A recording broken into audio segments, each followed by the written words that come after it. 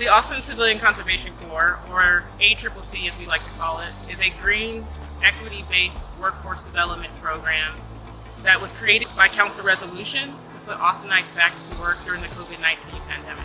Our pathways are the Forestry and Land Management Pathway, which is a partnership between the Parks and Recreation Natural Resources Division to provide career exposure to land management and forestry on public land.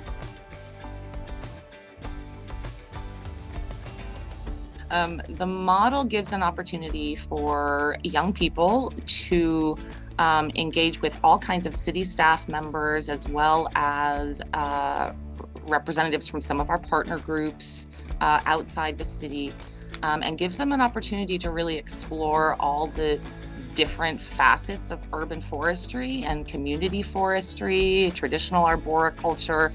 And the model very deliberately tries to get away from this traditional kind of hierarchical crew-based model, and instead provides a more direct avenue for exploring all these other elements of urban forestry, like planning a tree planting and exploring, the relationships of communities to their green spaces.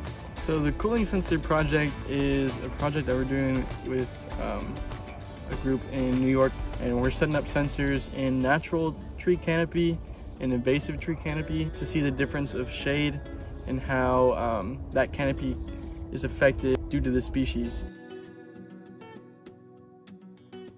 But the broader field of urban forestry, community forestry, and arboriculture needs people who are adept at ArcGIS, who know how to do a tree inventory, who know how to read a site plan. What we're creating is a really robust pool of well-trained applicants for jobs in our workforce. See, the funding is such an important aspect of pushing this workforce, pushing and making it important, and why it's important to pay people living wages and pay people for doing the work that they're doing. I'm Amelia DeVivo. I'm the Program Development Coordinator with the Urban Forest Program, and I'm currently coordinating the Youth Forest Council.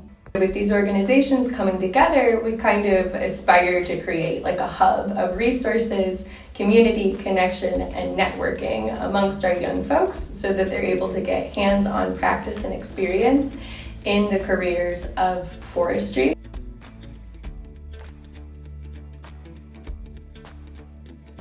Protecting and growing our urban forests is critical to achieving our community-wide goal of net zero emissions by 2040.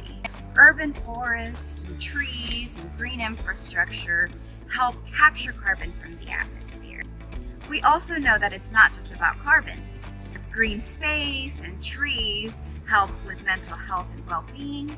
They help clean our air, and they even help cool our spaces by mitigating the urban heat island effect. We have to understand that there are historical inequities that have taken place in reference to our urban forest. For example, because of racist policies and redlining, the eastern part of the city has less canopy cover and less access to green space. These are the areas where communities of color have historically lived. So in order to have an equitable policy around urban forestry, we need to keep all of this in mind.